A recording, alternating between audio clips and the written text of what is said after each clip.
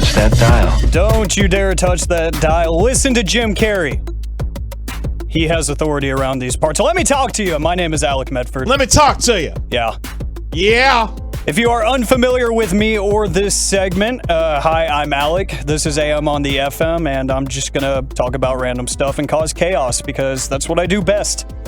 And I got a little bit of a Super Bowl stuff, some fun storylines to come from the game itself, more specifically after the game. I do have one crazy stat about the halftime show that I want to get to. I don't want to steal all your content that we're going to get into later in the show about Rihanna's halftime performance. But first, the question of the day is centered around halftime shows. And no, I'm not going to ask you to debate what the number one is, but I am going to ask you, if you were a betting man or woman, who is going to be next year's halftime performance? Who is going to be next year's halftime performer? Yes, not specifically who you want. Who do you think is going to be next year's halftime performer? Oh, we got bet lines on this? There are some early odds out there, but I have done no research. Nice. It looks like I've done a little bit to see if at least there was any rumors, people who were interested, any contact being made.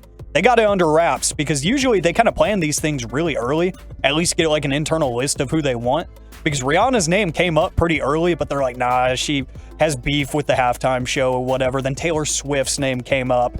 And then Rihanna out of nowhere posts her hand on the NFL football. And it's like, oh, this is happening. So they got this under wraps. You can bet on it right now. And Taylor Swift is at the top of pretty much every betting sports book. But there's no evidence to this. This is just for pure fun. There are no names out there that have any legit ties to this. This is just for fun. Yeah, if we're going to go according to the script here, it's going to be Taylor Swift next year. I'm so sick of you already. Yeah. Are you serious? I'm sure the NFL will want to restore balance and order. What are you doing right now? So. All right. What is that? You heard what I said. All right. That's interesting. I have something about that concept. Reggie, do you have any guesses? Well, I can't come up with a good guess because I've sat and watched people on Twitter have a discussion about whether or not Usher could even do it. But one thing to remember is we're starting to get to that place where when they pick the Super Bowl, they are aiming at folks right around the age of 40. You know what I'm saying?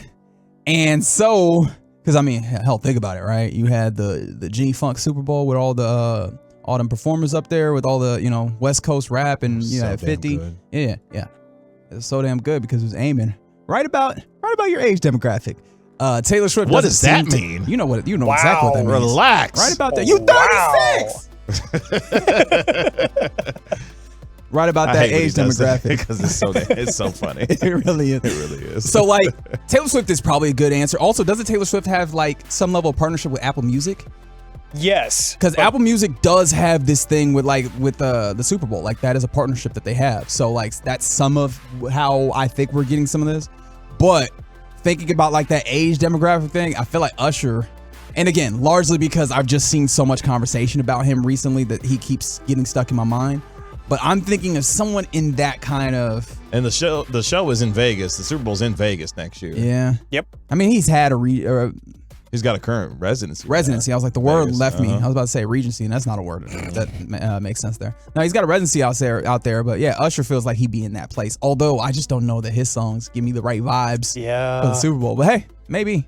If he brings out Justin Bieber, that would do numbers. So the Taylor Swift thing is interesting. Her name came up, and she was actually a heavy betting favorite for this past Super Bowl because there were legit rumors from industry sources saying she's in contact about it. But there is a reason it didn't happen. Apparently, one of her biggest brand deals is directly affiliated with Coca-Cola. The Super Bowl is a Pepsi-sponsored show. Oh, brother. And it's not just the halftime show, the game itself, because remember, it used to be the Pepsi halftime. Right.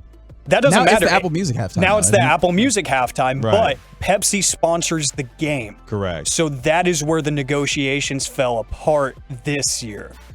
And Rihanna changed her mind, which we know that she had been very vocal about not wanting to do it in the past, but now with Jay-Z coming back into the mix, that probably helped.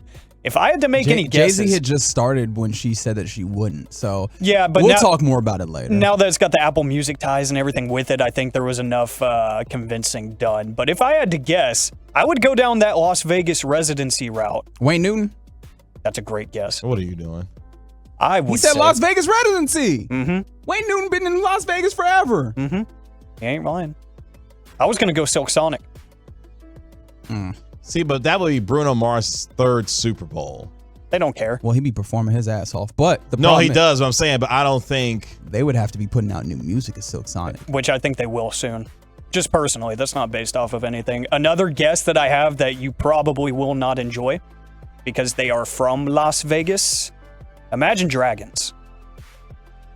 And I say that because they are the theme song for the college football playoff almost every single season. Yeah, they be getting on my nerves. And they are, no matter what you think about them, which I'm not as hot on them as I used to be when Night Visions was, their current thing, they get all kinds of interaction and all kinds of numbers.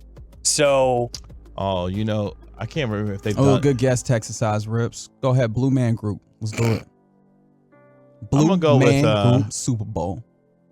See, I like what you're doing, 661, because, hey, by the way, Chris Stapleton, he killed that national anthem Yep. performance last night was great. But here's a wild card I'm going to throw out there. I'm going to throw out Coldplay. Coldplay did the one that Beyonce stole. Yeah. Yeah. Yeah, they already did it. Relatively recently. Yeah, that was just a few years ago. Oh, that's right. They did do that. That's right. Remember, that was the one that Beyonce you don't stole. remember it because Beyonce showed up. Yeah, that's right. You're right Someone about also that. mentioned U2. U2 has done it before, haven't they? Am I bugging? Have they done a Did Super I just Bowl? put them there? Let's find out. That's very kind of you, Reg. Folks are talking. Super Bowl. My bad. I stepped all over the No, you're Googling. Yeah, that's right. Someone also mentioned the Killers are from Vegas. That could be interesting. Yes.